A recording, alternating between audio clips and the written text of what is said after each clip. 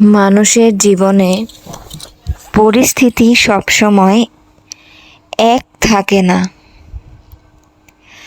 আজকে যার পরিস্থিতি ভালো যায়, কালকে তার পরিস্থিতি কি হবে সেটা কেউই বলতে পারে না। সময় সব কিছু পরিবর্তন করে দেয়। পরিস্থিতি কখন কোন দিকে মোড় নেয় সেটা আসলেই মানুষের অজানা। তাই কঠিন পরিস্থিতিতে একমাত্র ভরসা ঈশ্বর। ঈশ্বরকে ডাকা ছাড়া তখন কিছুই থাকে না।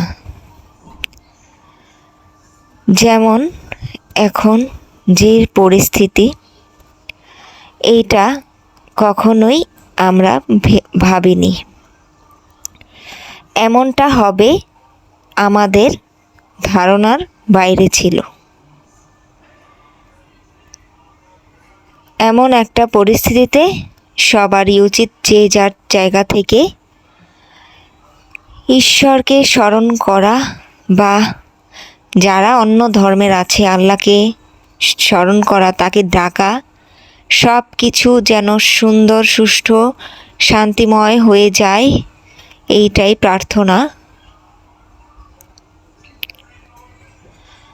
মানুষের পরিস্থিতি সবসময় যে ভালো যায় এরকমটা না। কঠিন পরিস্থিতির মধ্য দিয়েও মানুষকে পার করতে হয়। সুখ দুঃখ নিয়েই মানুষের জীবন। অসুখ বিসুখ যন্ত্রণা সব কিছু দিয়ে আমাদেরকে ঈশ্বর পরীক্ষা করেন নানাভাবে। তবে আমি বিশ্বাস করি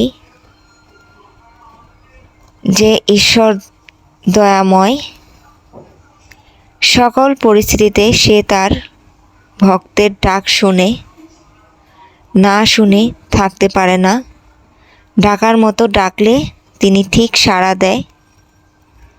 তো সবাই আমরা তার নাম করি, তাকে ডাকি।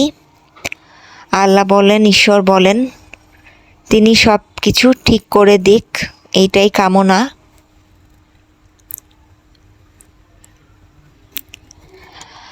আর কখনো ভেঙে পড়া ঠিক না। মনে সাহস আর ঈশ্বর উপর ভরসা রাখি সামনের দিকে এগোতে হয়। এটাই জীবন আর এটাই বাস্তবতা।